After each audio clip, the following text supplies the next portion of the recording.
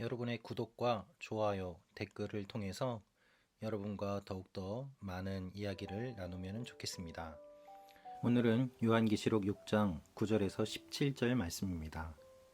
오늘은 다섯 번째 인과 여섯 번째 인을 뗄 때의 일들이 기록되어 있습니다. 다섯 번째 인을 뗄 때에 하나님의 백성들을 향한 위로의 말씀이 들려옵니다. 여섯 번째 인을 뗄 때에 이 땅의 지배자였던 존재들, 교회를 박해하고 괴롭히던 존재들이 고통스럽게 외치는 내용이 기록되어 있습니다. 우리가 갖게 되는 의무는 첫 번째 인부터 네 번째 인까지 이 인들을 뗄 때에 임하는 무서운 재앙이 우리 그리스도인들에게도 동일하게 임하는가 하는 것입니다. 이 재앙이 우리에게 임하는가, 그렇지 않은가? 여러분, 우리는 이 재앙을 맞이하고 싶어 하지 않습니다. 재앙을 피했으면 좋겠습니다.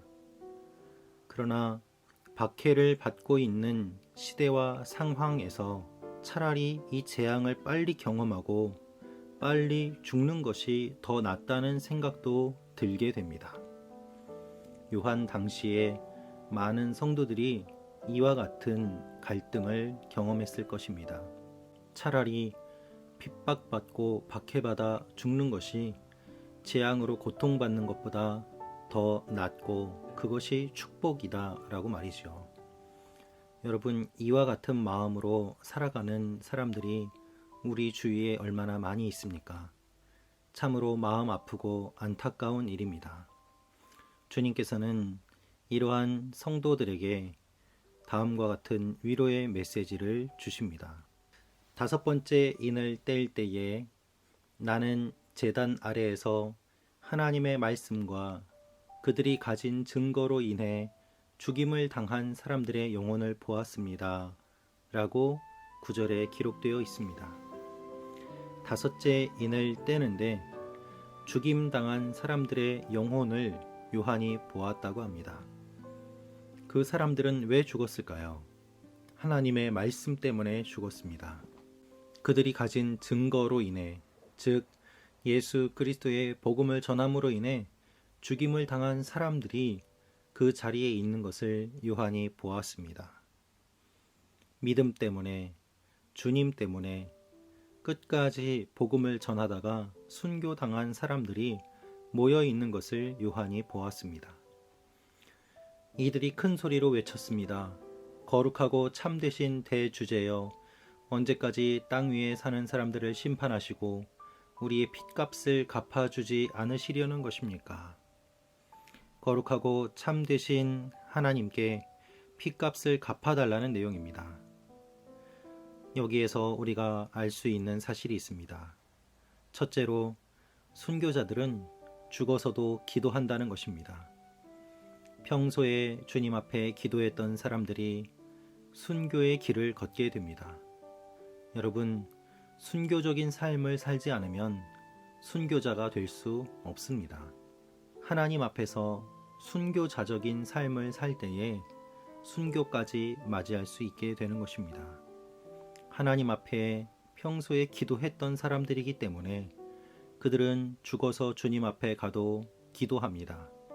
두 번째로 알 수 있는 것은 순교자들은 하나님의 성품에 근거하여 기도한다는 것입니다. 하나님, 우리의 핏값을 갚아주지 않으시려는 것입니까? 언제까지입니까? 이 기도는 개인적인 복수를 원하는 것이 아닙니다. 그들은 하나님이 공의로우신 분이라는 것을 분명히 알고 믿고 있습니다. 그래서 하나님의 정의가 이루어지기를 소원하며 하나님께 간절히 기도하고 있는 것이죠. 우리가 기도할 수 있는 근거는 하나님의 성품입니다.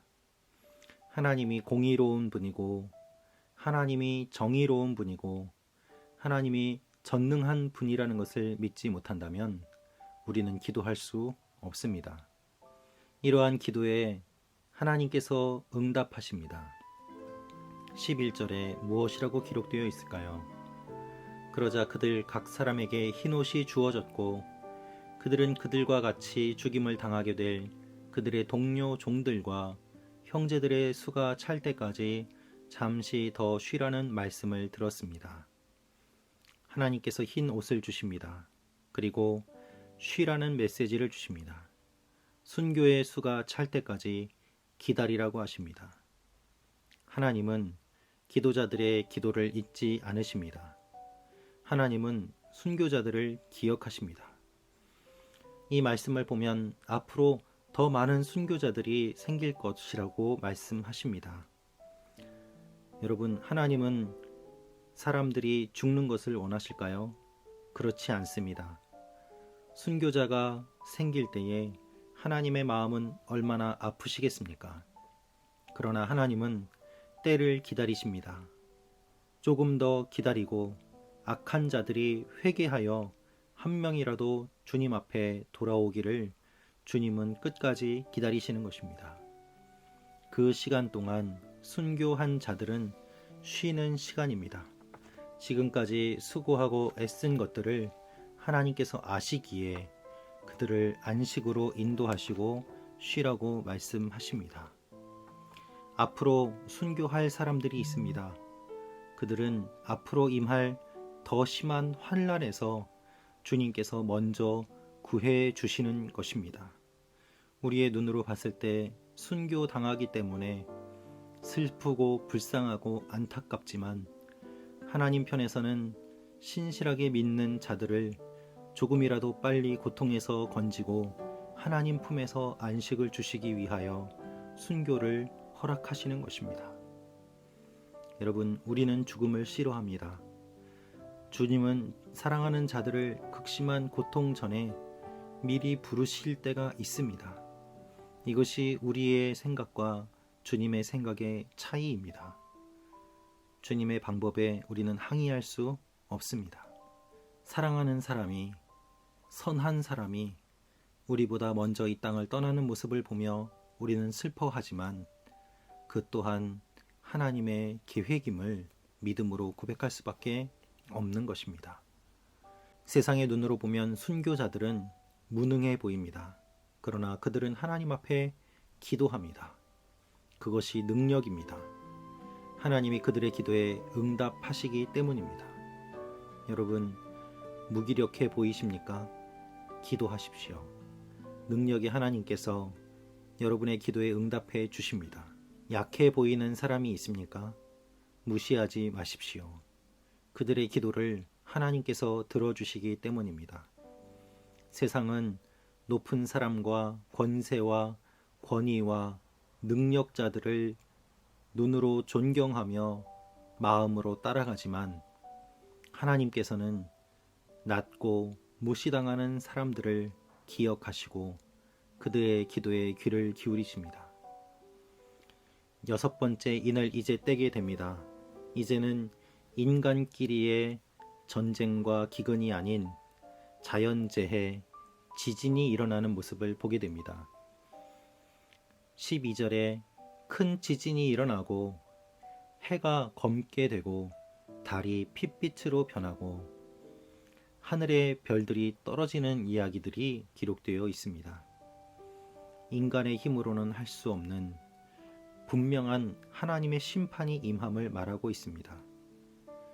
이 세상에서 일어나는 인간끼리의 갈등을 보며 하나님의 심판이라고 생각하지 못하는 사람들에게 하나님의 심판을 깨우쳐 주시기 위해서 자연적인 재해, 우주적인 재해가 임하게 되는 것입니다. 인류를 향한 하나님의 심판이 이 땅에서 우주적인 심판으로 확장되는 것을 보여주고 있습니다. 하나님의 심판은 우주적인 심판입니다. 그래서 무섭습니다. 15절부터 17절까지를 보면 이 재앙 앞에서, 이 심판 앞에서 땅의 권세자들, 지금까지 강하다고 교만했던 사람들, 교회를 박해했던 그 존재들이 두려워 떱니다. 차라리 죽을 것을 원합니다. 죽음보다 더한 고통이 그들에게 임하기 때문입니다. 그러나 그러한 상황 가운데서도 그들은 끝까지 하나님 앞에 회개하지 않습니다. 16절을 보면 이렇게 기록되어 있습니다. 보좌에 앉으신 이의 얼굴과 어린 양의 진노로부터 우리를 숨겨다오. 산들과 바위들을 향해 그렇게 외쳐도 산과 바위는 그들을 지켜주지 못합니다. 그들은 끝까지 회개하지 않습니다. 끝까지 용서를 구하지 않습니다. 하나님을 믿고 믿음 때문에 박해받는 자들은 많은 고통을 받습니다. 그것은 세상의 권세자, 하나님의 대적자가 주는 고통입니다. 하지만 하나님께서는 그렇게 고통받는 자들의 기도를 들으시고 세상의 권세자, 하나님의 대적자들에게 그보다 더한 고통으로 갚아 주십니다. 이것이 하나님의 정의입니다. 하나님의 심판은 성도들의 기도에 대한 하나님의 응답입니다. 아브라함의 기도를 들으시고 소돔과 고모라의 심판을 연기하려고 하셨지만 그에 합당한 사람들이 없었기 때문에 결국 심판을 받았습니다. 하지만 의인의 기도를 들으시고 심판을 연기하려고 하신 것이 하나님의 마음입니다. 지금 우리가 이 시대를 살아갈 수 있는 이유는 무엇입니까? 우리보다 먼저 간 믿음의 선배들이 하나님 앞에서 기도하고 있지만 주님께서는 의인들의 기도를 또한 들으셔서 한 명이라도 더 구원받도록 마지막까지 회개의 문을 열어두고 계시는 것입니다. 오늘이 은혜 받을 만한 때요, 오늘이 구원받을 만한 때입니다. 이것이 종말론적인 신앙입니다. 언제 주님이 오실지 알지 못하지만 그때가 있음을 기억하며 날마다 주님 앞에 동행하는 삶을 사는 것이죠. 여러분, 우리 끝까지 믿음의 길을 걸어갑시다. 하나님이 죽이시면 죽으면 됩니다. 대적자들이 핍박하면 박해를 받으면 됩니다. 이 땅에서 죽으면 주님께서 안아주시고 이 땅에서 잊혀지면 하나님이 기억하고 갚아주십니다. 그래서 아무도 모르는 삶인 것처럼 보이지만 하나님 앞에 기도하며 무릎 꿇을 때에 주님께서는 우리 모두를 모아주시고 우리의 기도에 응답하여 주시고 잠시 쉬라고 말씀하시며 우리의 대적자들을 심판하시게 될 것입니다. 이것이 하나님께서 우리에게 주시는 소망입니다.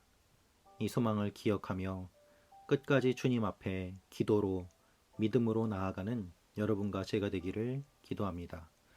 아버지 하나님, 우리가 하나님 앞에 이 땅을 떠날 때까지 믿음을 지키게 하시고 순교할 때가 되면 순교할 수 있도록 믿음을 주시며 주님을 배반하지 않도록 우리를 붙잡아 주시옵소서. 주님 앞에 작은 기도라도 드림으로 말미암아 하나님께서 응답해 주시는 귀한 역사를 경험케 하여 주시고 주님의 마음을 품고 연약하고 작은 사람들에게 하나님의 사랑을 전하는 하나님의 사람들이 되게 하여 주옵소서. 예수님의 이름으로 기도합니다. 아멘.